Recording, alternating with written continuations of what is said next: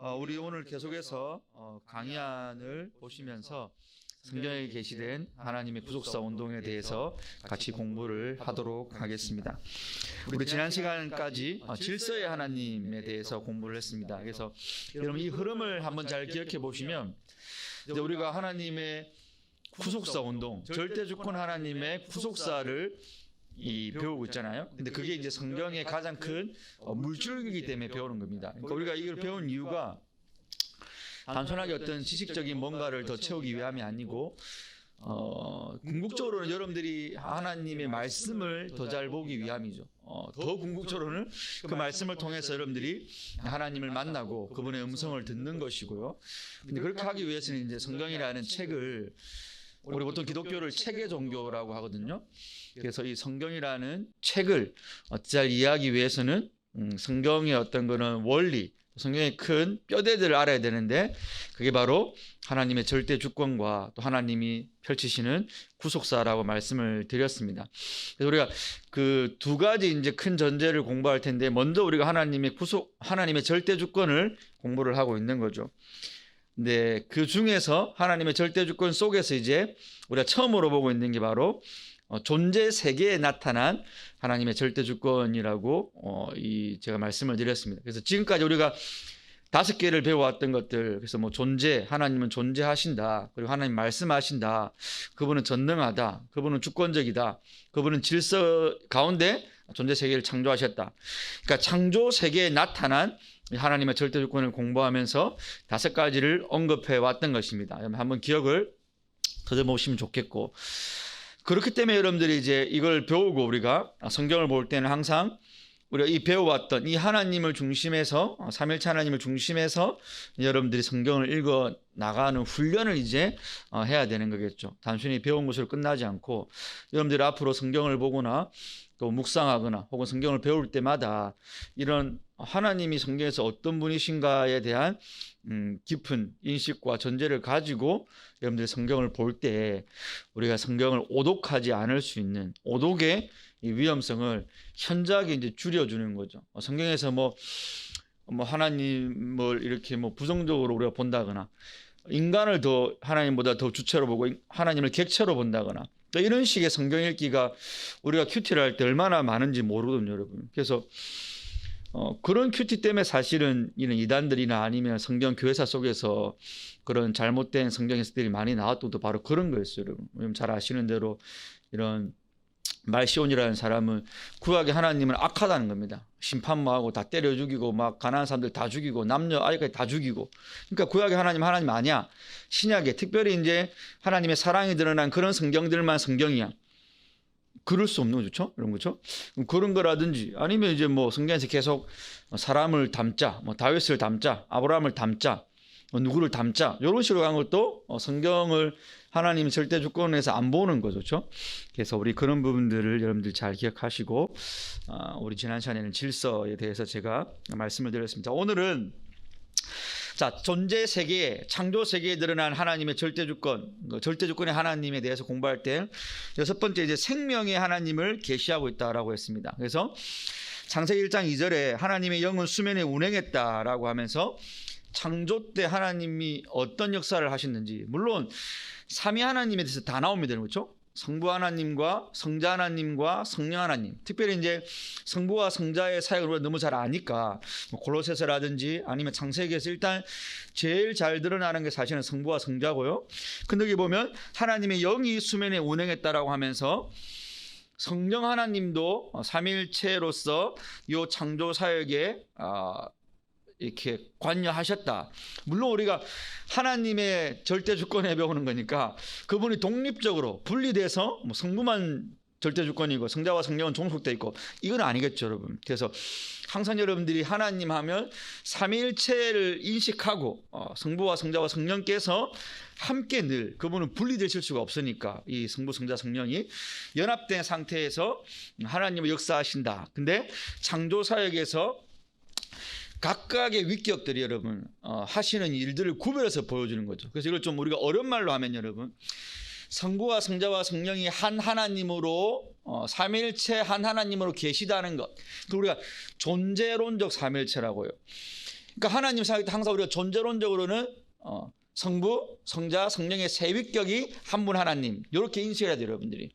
근데 성경에서 그 한 분 하나님이 일을 하실 때에는, 그러니까 경륜적으로 역사적으로 우리에게 당신을 드러내실 때에는 각각이 마치 더 그 일의 어떤 중심을 이루시는 것처럼 우리에게 보여주는 게 있어요. 그래서 우리가 우리의 구원에 대해서도 하나님 성부가 계획하시고 성자가 성취하시고 성령이 적용하시고, 근데 이때 그럼 이분들이 다 독립적으로 하시냐? 그건 아니거든요. 삼위일체이기 때문에 그럴 수가 없어요, 하나님. 그러나 성경에서 그 하나님의 일하심을 보여줄 때에는 그 경륜적 삼위일체로 드러나는 거죠. 그래서 현저하게 그 사이가 드러나시는 분이 있는데, 자, 오늘 창세기 1장 2절은 성령 하나님이 그러면 창조 때 뭐 하셨는가를 우리에게 보여주는 거죠. 그래서 수면이 운행했다. 이게 단순하게 뭐 우리가 이 한글 성경의 번역으로 보면 하나님이, 성령 하나님이 물 위에 떠 있었다 이런 걸 보는데, 물론 표면적으로는 그게 맞을 수 있는데, 여기 운행하다라는 이 번역된 단어가 히브리어로 라프라는 단어인데, 여러분 이게 뭐냐면 이 독수리가 이 보금자리를 어지럽게 하면서 새끼 위에서 이렇게 새끼를 보호하고 새끼를 보듬고 있는 것, 그게 바로 라프입니다. 혹은 어미닭이 자기 닭알을 이렇게 품고 있는 것, 이게 라프라는 히브리어가 가지고 있는 의미입니다. 이게 뭐예요? 성령 하나님이 전체 존재 세계를 이렇게 운행하시면서 뭐요? 이게 생명의 기운을 불어넣어주고 계시는, 이건 곧 존재하는 모든 것이 하나님께 의존되어 있다는 거죠. 우리가 이 첫 번째 이 존재하신 하나님에 대해서 우리가 배울 때 존재의 하나님을 배웠죠. 그러니까 그분만 존재이신 거예요. 나머지는 뭐 여러분? 그분께 의존되어 있는, 그래서 그분을 떠나면 비존재가 돼버리는, 무가 돼버리는. 그래서 우리가 어거스틴도 우리가 왜 우리 자신에 대해서 이렇게 불안하고 실망하고 낙담하고 만족을 느끼지 못하는 거, 왜? 우리 스스로가 존재가 아니기 때문이라고 했어요. 우리는 존재이신 그분께 의존되어 있지 않고서는, 인간은 종속된 존재로 있을 때만, 하나님을 의존된 상태로 있을 때만 인간의 참 기쁨과 그 평안함이 온다라고 했어요. 그래서 내가 당신 안에 완전히 거하기 전까지는 나에게는 참된 평안이 없습니다라고 어거스틴이 말했던 거예요. 그래서 하나님을 떠난 인간들 어떻게 돼요, 여러분? 결국은 무로 가는 거죠. 죽음으로. 그게 어쩔 수가 없는 현실인 거예요. 왜? 하나님만의 존재이기 때문에. 그래서 이 하나님의 영이 전체 피조 세계를 이렇게 덮고 있는 모습으로, 요 모습으로 하나님이 전체 세계에 유지하고 보존하시고 또 운행해 나가신다는 것을 요 이미지로 보여주는 거예요. 요 이미지를 잘 기억하실 필요가 있는 거예요. 하나님이 마치 어미새가 당신의 이렇게 그 날개로 새끼를 보호하고, 혹은 달걀을 알을 이렇게 품고 있는 것처럼, 그래서 그 안에서 생명이 움트고 생명이 역동하는 것을 하나님이 이 이미지로 우리에게 보여주는 건데, 여러분, 혼돈 속에서의 하나님의 덮으심, 그래서 그 안에서 생명이 나오는 요 그림이 똑같이 어디 사용되냐면, 제가 밑에 인용해놨죠. 신명기에서. 여러분, 똑같은 두 단어, 혼돈이라는 단어와 라프라는 단어가 신명기에서 하나님이 이스라엘 백성이 가나안 입성을 앞두고 광야에 있을 때 한 번 더 말씀하세요. 자, 신명기 32장 10절 11절 보시면 강의 안에 있습니다. 여호와께서 그를 황무지에서 짐승이 부르짖는 광야, 여기 토우라는 단어가 혼돈이라는 단어예요. 혼돈. 만나시고 호위하시며 보호하시며 자기의 눈두같이 지키셨도다. 마치 독수리가 자기의 보금자리를 어지럽게 하며 자기의 새끼 위에 너풀거리며, 이게 라프란 단어예요. 이게 뭐예요? 우리는 한글 성경을 보니까 여러분, 여기 혼돈, 뭐 광야라는 단어가 똑같은 히브리어인지 몰라요. 여기 또 운행하시다는 이 단어와 너풀거리다는 단어가 똑같은 라프인지 몰라요, 여러분. 그러나 원래 구약 성경은 성경을 읽는 시대가 아니고요, 듣는 시대죠. 구약 시대는 듣는 시대, 여러분. 또 이미 이때는 문서가 기록이 안 되셨기 때문에 모세오경을 들었던 이스라엘 사람들은 다 성경을 들어야 돼요, 여러분. 그러니까 그 당시 사람들에게는, 듣는 게 익숙한 사람들에게는 듣는 게 익숙한 문법이 있는 거예요. 그러니까 우리가 이제 보통 히브리어에서 이 수미 쌍관이라는 게 있는데, 앞과 제일 뒤를 똑같은 표현이나 똑같은 형식으로 하고 그 가운데 있는 샌드위치 된 그 안에 것을 중심으로 하는 게 있어요. 그래서 우리가 성경에 보면 보통 그런 게 많이 나와요. 문법적으로 처음이 똑같고 마지막이 똑같은 의미나 형식을 담고 있고 그 안에 핵심이 있는 것. 이런 것처럼 그 시대의 사람들은 들어서 이해하는 시대였단 말이에요. 우리 처음 책을 보는 시대가 아니에요, 여러분. 성경은 그 뒤에 기록이 됐으니까 기록 문서로는. 자, 그러면 혼돈, 토우라는 단어와 이 라파라는 단어를 창세기를 읽었을 여러분, 그리고 신명기를 모세를 통해 들었을 그 이스라엘 백성 여러분 배워보세요. 그 사람들이 기가 우리보다 훨씬 발달했을 거예요. 왜? 들어서 이해를 해야 되는, 문해를 해야 되는 시대니까. 그러면 하나님이 이런 토라는 단어와 라프라는 단어를 창세기에서 첫 창조 때 사용하시고 지금 가나안 입성을 앞두고 있는 이스라엘 백성, 광야에 있는 자들에게, 토우에 있는 자들에게, 야, 내가 독수리처럼 너희들 내가 지키고 있어, 보호하고 있어, 그 쫄지 마, 너희들은 내 거야 라고 말씀하시면서 토우와 라프라는 단어를 똑같이 쓰셨단 말입니다, 여러분. 그 인전 문맥에서 32장 10절과 11절이니까. 그러니까 이거는 우리가 느끼는 어떤 그런 어떤 본문의 의미하고는 훨씬 더 다르게 크게 다가오는 거죠. 이 단어, 이 토라는 단어, 라프라는 단어, 창세기에서 하나님이 첫 창조 때 썼던 단어들인데, 이게 지금 우리한테 적용이 되고 있네? 이런 식으로 그 사람들은 직감할 수 있단 말입니다. 이거는, 그러니까 우리 신약의 성도가 지금 수천 년이 지나가지고 히브리어에서 다시 영어로 됐다가, 영어에서 다시 뭐 한자로 됐다가, 한자에서 다시 한글로 됐다가, 이런 성경의 번역에 역번을 또 고치면서 보는 사람들하고는 분명히 다른 무언가가 있는 거예요. 그러니까 이게 뭐예요, 여러분? 그게 바로 하나님이 이스라엘 백성을 그 보호하시고 생명을 주는 게 바로 두 번째 신명기에서도 이게 하나님이 다시 한 번 더 알려주는 거예요. 이게 그럼 여기서만 끝나냐? 아니라는 거죠, 여러분. 계시록을 보세요. 계시록 12장 13절 14절. 용이 자기가 내쫓긴 것을 보고, 용은 뭐예요, 여러분? 옛뱀 마귀죠. 남자를 낳은 여자, 남자는 예수 그리스도고 여자는 교회입니다. 남자를 낳은 여자, 교회가 예수를 낳았다는 거예요. 또 그 여자를 박해했다는 거예요. 그러니까 예수님이 승천하시고 난 다음에 용이 예수님의 몸으로 남아있는 교회를 박해한 게 용이 여자를 박해하는 모습으로 나타나는 거예요.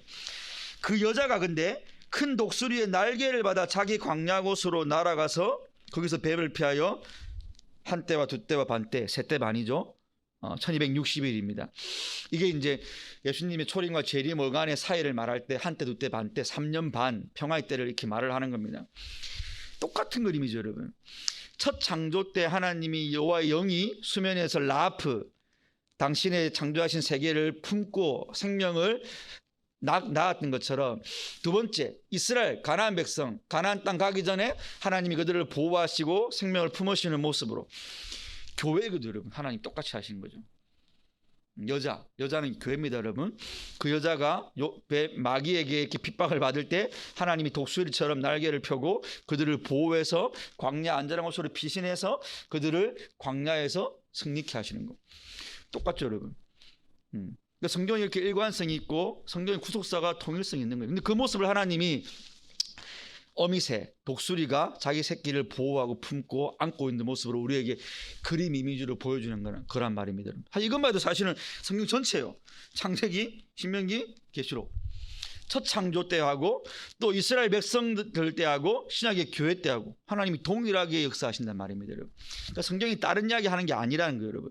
이 이야기를 다른 모양, 다른 모습, 다른 방편, 다른 문법, 다른 어떤 문학 양식, 뭐 시든 그게 예언이든 그게 뭐 내러티브든 서술이든 상관없이 다르게 하지만 결국 보여준 이거란 말입니다, 여러분. 하나님이 하시고 하나님이 생명을 주고 있고 하나님이 그 생명을 지키시고 하나님이 생명을 준 자들의 생명을 아무도 못 뺏어간다는 걸 보여주는 거예요, 여러분.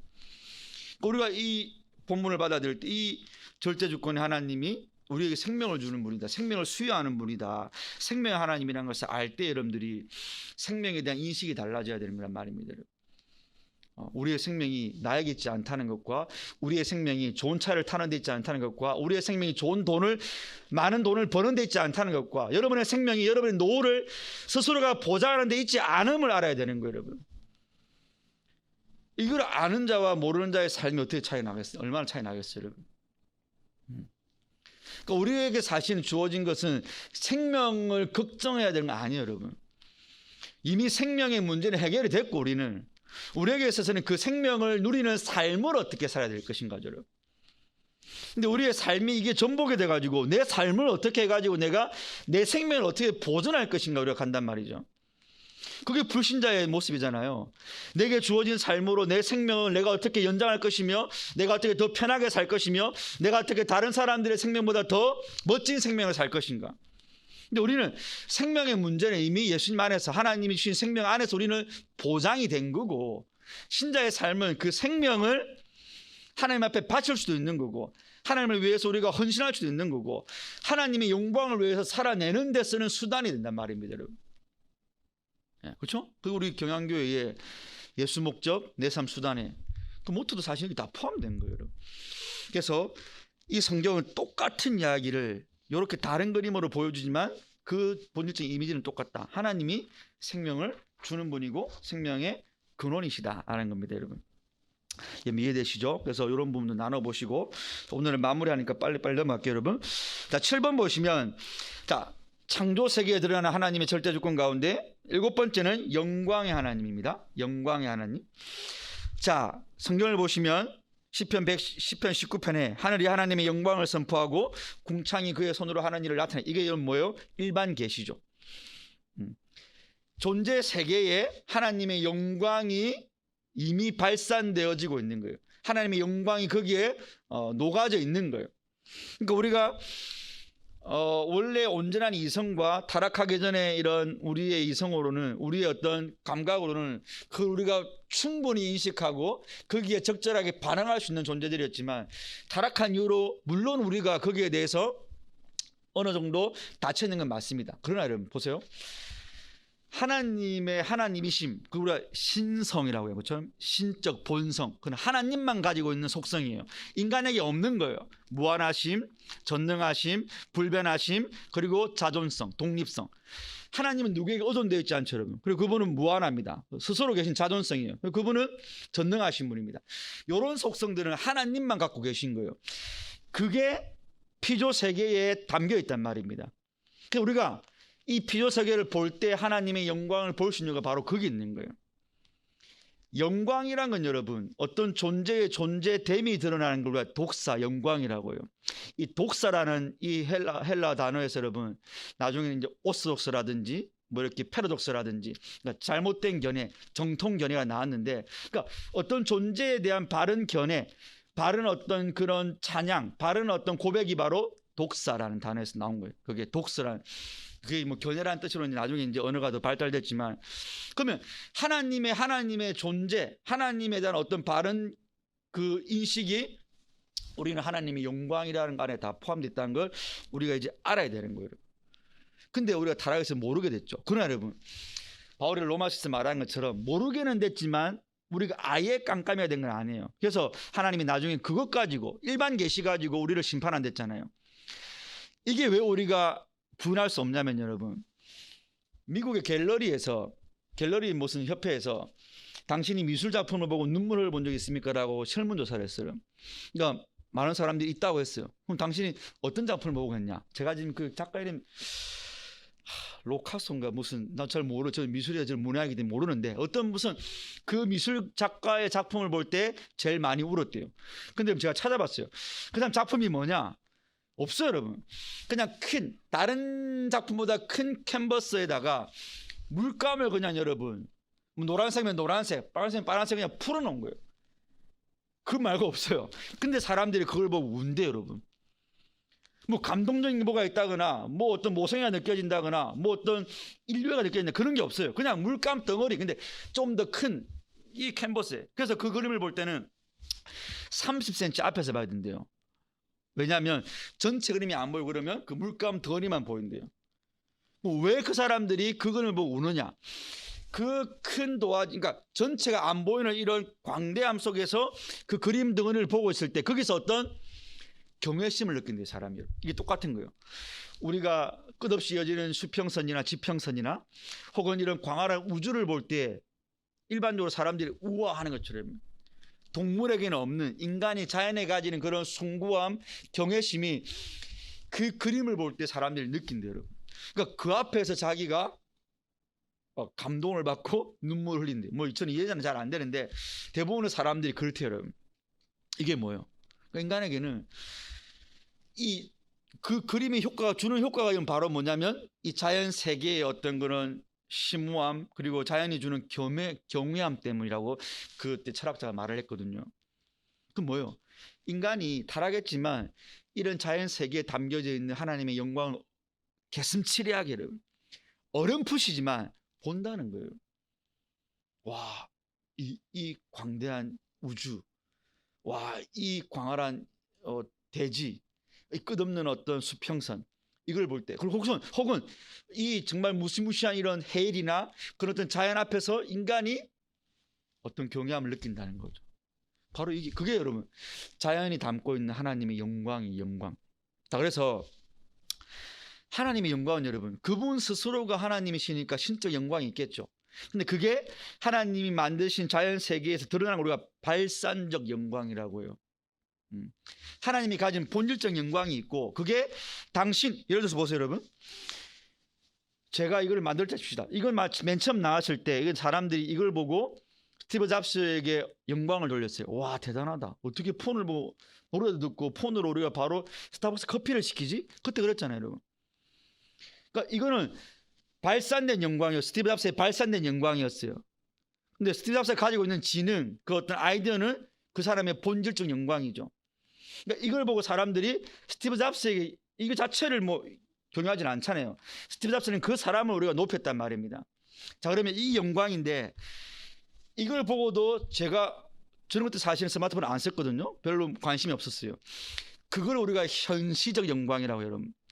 그러니까 이걸 만든 사람에게 가진 본질적 영광이 있고 만든 제품이 가진 발산된 여기서 나오는 만든 사람에 대한 영광이 있고 이걸 보고 어떤 사람은 영광을 돌리는데 어떤 사람은 나는 여전히 투지폰이 좋은데 그게 현실 영광. 그럼 자, 정리해 봅시다. 성경에서 어떤 경우에 하나님이 영광을 빼앗기지 않는다고 해요. 또 어떤 경우에는 사람이 하나님께 영광을 돌리지 않는다고 해요. 하나님이 안 뺏기고 하나님의 영광은 충만한데 왜 사람이 영광을 돌리지 못할까요, 여러분? 하나님의 영광을 안 뺏기는 게 그분의 본질적 영광이에요. 그럼 아무도 못 건드려요. 그는 마귀 하라비 가도 못 건드리는 거예요. 근데 그 하나님의 영광에 인간이 반응하지는 않을 수 있어요. 그게 하나님의 현실 영광인데 반대로 어떤 사람들은 반응하겠죠, 여러분. 자, 그러면 오늘 이 자연 세계가 영광의 하나님을 절대주권자로 계시한다 할 때 우리가 여기서 얻어야 되는 교훈은 뭐겠어요? 과연 내가 이 하나님의 본질적 영광이 발산된 자연 세계나 피조 세계나 아니면 나도 피조물이니까 인간을 보면서 내가 하나님 앞에 합당한 경배와 영광을 돌리는가를 봐야 되는 거예요. 인간은 두 부류가 있거든요, 여러분. 하나님 앞에 영광을 돌리는, 그러니까 현시적 영광을 통해서 영광을 돌리는 부류가 있고 안 돌리는 부류가 있단 말입니다.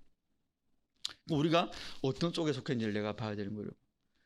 내가 내 손을 쓰면서 내가 내 힘을 쓰면서 하나님이 만드신 모든 자연 세계를 보고 자연 세계뿐만 아니라 모든 문명의 이기를 보면서도 내가 그분께 영광을 돌리고 내가 그분을 찬양하고 그분께 감사하는지 아니면 내가 쓰고 막 하면서 그저 나를 높이고 사람을 높이고 혹은 하나님께 대해서 막 딱 그냥 감사하지도 아니하고 영광 돌리지도 아니하고. 신기하게 여러분 계시록에 보면 유기된 자들은 하나님의 심판을 받으면서도 뭐라고 하냐면 그래도 그들이 영광을 돌리지 않더라고요, 여러분. 신기하게 그런 말을 합니다. 반대로 하나님의 택자들은 하나님께 영광을 돌리죠. 자기의 면류관을 벗어던지면서 의의 흰옷을 입고. 이게 여러분 불택자와 택자의 큰 차이예요. 하나님의 영광 앞에 반응을 하느냐, 긍정적인 반응을 하느냐, 부정적인 반응을 하느냐. 우리가 돌아봐야 되는 거죠. 이 모든 것이 다 하나님의 영광의 발산인데 여러분, 그 발산된 영광 앞에 나는 어떤 현시적 영광을 내가 반응으로 하고 있는가, 여러분. 당연히 우리는 예배와 찬양과 감사로 나와야 되는 거죠. 그게 바로 하나님의 발산적 영광을 제대로 반응하는 우리의 모습인 거예요. 자, 그래서 본질적 하나님의 영광이 있는데 그 영광이 사람들에게 보여지도록 발산된 게 발산된 영광이고 그 발산된 영광에 대한 사람들의 반응, 그러니까 인격적 피조물의 반응이 현시적 영광인데 현실적 영광은 두 갈래가 있다. 하나는 그 영광을 무시하고 영광을 자기가 가로채는 사도행전의 헤롯 대왕처럼 하나님께 영광을 돌리지 아니함으로 충이 먹어 죽었더라. 그는 버림받은 자죠. 그러나 하나님께 영광, 먹든지 마시든지 무엇을 하든지 하나님께 영광을 돌리더라. 이거는 그 제대로 반응하는 사람들인 거죠. 그러니까 이런 것만 해도 여러분 우리가 얼마나 신앙생활을 내가 점검해 볼 수 있는 거예요. 계속 하나씩 하면서. 자, 마지막으로 우리 이거 마무리하고 또 다음 주에 새로운 강의 하나 들어갑시다.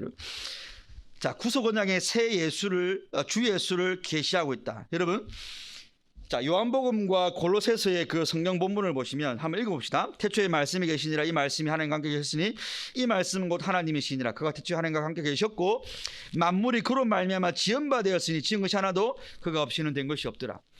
그러니까 첫 창조 때 주 예수 성자께서 분명히 관여하셨고 더 놀라운 것은 첫 창조된 모든 피조세계가 예수님을 위하여 존재한다. 여러분, 골로새서 1장 15절 17절에 그는 보이지 아니하는 하나님의 영광이시오 형상이시오 모든 피조물보다 먼저 나신 이시니 만물이 그에게 창조되되 하늘과 땅에서 보이는 것들과 보이지 않는 것들과 왕권들 주권들 통치자들 권세자들이 다 그로 말미암고 그를 위하여 창조되었고 그가 만물보다 먼저 계시고 그와 함께 섰느니라. 예. 이게 뭐예요, 여러분? 이미 우리가 첫 창조를 제대로 본다는 것은 첫 창조 가운데 계시된 예수 그리스도를 본다는 거죠. 그래서 우리가 첫 창조를 통해서 구속 언약의 주 예수를 보는 거예요. 그러니까 창조 단순하게 뭐 3일 동안 틀이 만들어지고 3일 동안 이렇게 뭐 어떤 구조가 세워지고 나머지 3일 동안에 내용물을 하나님이 채웠네. 인간 창조가 제일 좋았네. 하나님이 보시기에 좋았대. 그 정도가 아니라는 거죠, 여러분. 창조 기사가 우리한테 주는 게 오히려 창조 기사 안에서 우리에게 주 예수 그리스도를 계시한다는 거죠, 여러분. 이게 성경을 더 온전하게 읽는 원리라는 거예요, 여러분. 그러니까 근데 우리의 창세기를 읽는 수준이 얼마나 특별히 이제 창세기 가운데서도 첫 1장부터 2장까지 읽는 수준이 얼마나 크게요. 또 대부분의 사람들이 그게 뭐 진화론이냐 창조학이냐 거기만 함몰되어 있는데 그게 아니라는 거죠, 여러분. 성경은 첫 창조 때 그거 보여주려고 우리에게 뭐 지구 나이가 45억 년이니 아니면 뭐 5천 년이니 젊은 지구니 늙은 지구니 그따위 거 말하는 게 아니라는 거죠, 여러분. 그런 과학에 대한 어떤 고정을 해주고 과학의 근거 자료를 주기 위한 성경책이 아니고 첫 창조 때부터 이미 예수 그리스도를 통한 창조, 그분을 위한 존재, 그리고 그분의 구속을 다 보여주고 있다는 거죠, 여러분. 그러니까 우리가 성경을 어떻게 봐야 되는지 너무나 명확한 거죠, 여러분. 자, 그래서 첫 창조도 보시면 여러분 수면이 있고 성령 하나님이 그 위에 있는 모습으로, 그리고 재창조라는 게 있었어요. 하나님이 한 번 다 쓸어버리고 두 번째 창조하신 게 있잖아요. 그게 노아의 홍수 사건이죠. 그때도 보면 물이 있고 성령님을 이렇게 상징하는 비둘기가 이렇게 감람잎을 따물고 오는 것을 나타내고, 마지막 새 창조 때 고린도서 5장 17절 말씀에 그리스도 안에 있으면 누구든지 새로운 피조물이라, 이 말씀처럼 우리가 새로운 피조물로 창조될 때에도 똑같은 장면이 나와요. 물이 있고 성령님의 음성이 있고, 여러분. 그러니까 이런 그림들도 창조 모티브가 어떻게 성경에서 일관되게 우리에게 보여지는가를 증거해 주는 거예요. 이게 무슨 말입니까? 그러니까 첫 창조 때 하나님이 계획하신 게 있다는 거죠. 그게 바로 마지막 아담, 두 번째 아담을 통해서 그분 안에서 모든 사람이 새로운 피조물이고 새 생명을 얻을 것이라는 걸 미리 하나님이 내다보시고 첫 창조 때 이미 그걸 힌트를 하셨다는 거예요. 그리고 첫 창조의 모티브가 두 번째 창조 때도 사용되어지고 마지막 새 창조 때도 그 모티브가 똑같이 사용되는 거예요, 여러분. 그러니까 성경은 제가 저번에 말씀드렸지만 여러 가지 모티브가 있다고 했죠, 여러분. 그때 제가 여러분들 새내기 MT 할 때, 새내기 환영식 할 때 제가 알려준 모티브는 뭐였어요? 남편과 아내의 모티브였죠, 여러분. 성전 모티브였죠. 어떻게 성경이 성전의 개념으로 일관성 있게 뚫리는지. 근데 성경에는 그런 모티브가 여러 개가 있는 거예요, 여러분. 그 중에 하나가 바로 요 창조 모티브인 거예요. 근데 그 창조 모티브들이 이렇게 연관성 있게 우리에게 드러나고 있다는 겁니다, 여러분. 그러니까 마지막 거기 문단을 보시면 하나님의 첫 번째 창조 사역에 성자 예수 그리스도가 함께 하심으로 이미 그리스도 안에서 새로 지음을 받은 구속 언약의 빛을 보여주고 있다. 곧 예수 그리스도로 말미암아 새로 지음을 받을 새 창조, 즉 그리스도 안에서 새로 지음을 받을 새 피조물을 우리에게 보여주고 있다는 거죠. 이게 하나님의 작정의 어떤 일관성이죠. 하나님이 뭐 하나 해놓고 첫 창조 이렇게 해놨는데 아담이 갑자기 타락하니까 하나님 어쩔 줄 몰라가지고 예수님을 준 게 아니고 이미 하나님의 계획 속에는 예수 그리스도 안에서의 새 창조까지 염두에 두고 새 창조의 첫 창조의 기사를 우리에게 주셨다라는 것입니다. 여러분. 이해되십니까, 여러분? 자, 그래서 오늘 이렇게 마무리하는데 사실은 하나하나가 다 너무 중요해요, 여러분.